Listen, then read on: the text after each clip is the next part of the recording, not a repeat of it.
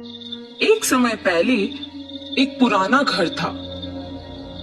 उस घर की चौकीदारी अंजया नामक एक बूढ़ा आदमी करता था। अंजया अपनी पोती सिरिशा के साथ रहता था। उन दोनों के अलावा और कोई नहीं था। अंजया बहुत मेहनत करता था। उम्र बढ़ने के कारण वो और कोई काम नहीं कर पाता था।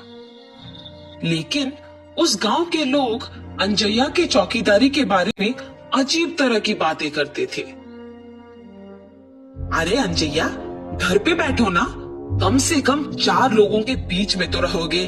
उस पुराने बंगलों के लिए क्या ही काम करोगे? भूत वूत घुस गया तो? अरे हम कहाँ भाग सकेंगे बाबू। ऐसे उसे सारे गांव वाले बहुत बुरा कहते थे। इतना ही नहीं, अंजया की पोती के साथ कोई नहीं खेलता था। आज तुम पाठशाला क्यों नहीं आई पूजा?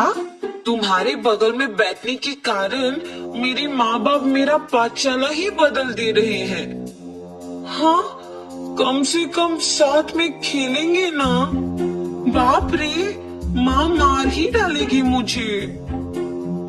ऐसे अपमानों के साथ ही अंजया और सिरिशा कई साल बताते हैं। एक दिन जब अंजया अपमान सहन ना करने की वजह से रो रहा था, उसे बंगलों के अंदर से पायल की आवाज सुनाई देता है। अचानक उसे ऐसी आवाजें सुनाई देने पर तुरंत उठ के बंगलों की ओर देखता है। वो पायल की आवाज और कदम उसके ही ओर बढ़ते हुए सुन के कांपने लगता है। कांपते हुए अंजया को एक लड़की का आवाज सुनाई देता है। अंजया, मैं इसी घर का मालकिन गोपी लीला हूँ।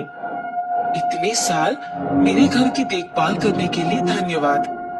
मुझे पता है कि तुम इस घर की चौकीदारी करने के लिए कितने अपमान सह रहे हो। माता, क्या आप सच कह रहे हो? लेकिन मुझे सिर्फ आपका आवाज सुनाई दे रहा है। आप दिख नहीं रहे हो। आप क्या भूत हैं? क्या आप मुझे मार देंगे? अंजया, नीचे तो देखो। ऐसे उस आत्मा के कहने पर जब वो नीचे देखता है तो सिर्फ उनके पैर दिखते हैं। वो पैर दिखने में बहुत ही सुंदर थे और पायल से सजे हुए थे, मगर सिर्फ उनके पैर दिखने के कारण अंजया दंग रह जाता है। डरो मत, मैं तुम्हें कुछ नहीं करूंगी। अच्छे लोगों को अच्छा करूंगी और बुरे वालों को सबक सिखाऊंगी। तुम दुखी हो, इसलिए तुम्हारी मदद करने आई हूँ। उसकी बातें सुनकर डर के मारे अंजया कहता है, माता, पहले से ही गांव में सारे लोग यही सोच रहे हैं कि हम में भूत घुसा है। लगता है कि आप वो बात सच करने वाली है। हमें आपकी सहायता की कोई जरूरत नहीं है। कृपया मुझे छोड़ दीजिए। ये कह के रोता है। जब वो आत्मा कहती है, ठीक है, मैं अपनी पायल यहीं पे छोड़ रही हूँ। ये अपनी पोती को बांधो, सब अच्छा ही होगा। मेरे घर के लिए तुमने आज तक इतना काम किया है, उसके लिए बस ये छोटा सा तोहफा समझो। ये पायल बांध के जो भी मांगोगे वो पूरा हो जाएगा। भूलना मत। अपने पोती के साथ अब से खुश रहोगे। अब से यहाँ आके काम करने की जरूरत नहीं पड़ेगी तुम्हें। ऐसे उन पायल को वहां छोड़ के गायब हो जाती है।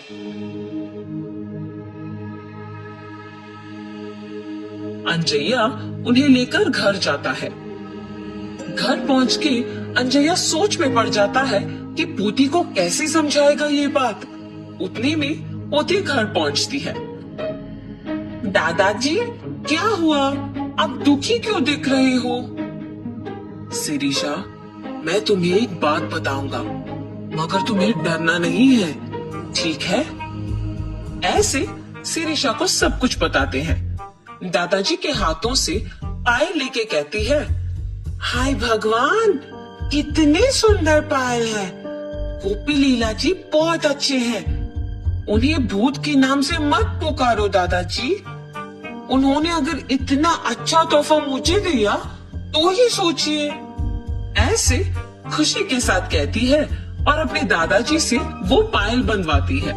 बेटी शिरीषा, याद है ना, इन पायल को पहन के जो भी मांगो वो हो जाता है, इसीलिए ध्यान से रहना।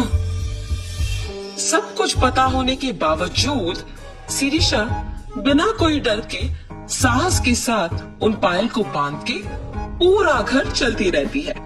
उस रात को शिरीषा को खिला के सुलाने के बाद अंजया भी सो जाता है।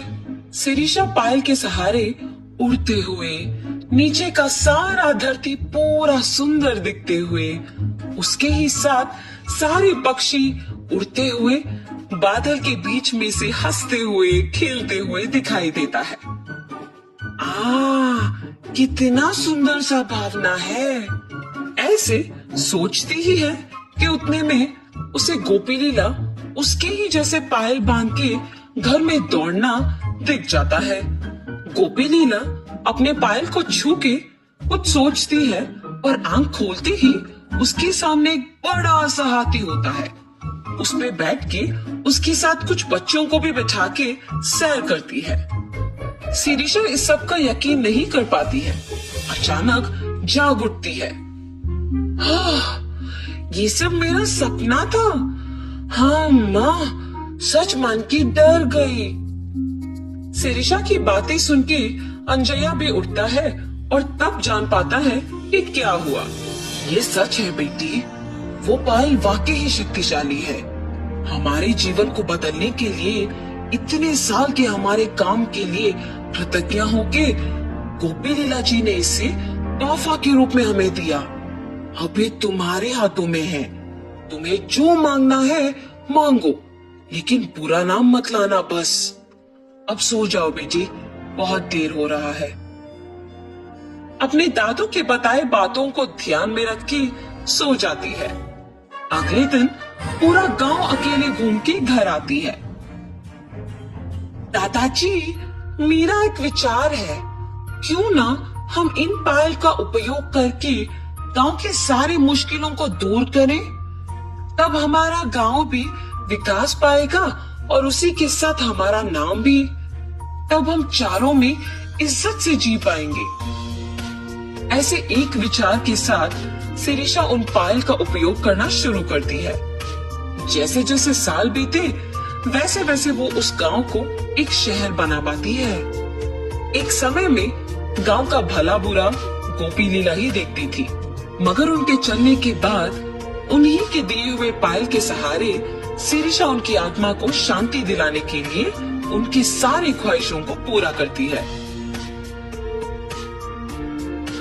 इतना ही नहीं, अंजया के परिवार की सारी मुसीबतों को दूर करके शिरीषा के वचन के Please like, share and subscribe. Thank you for watching this video.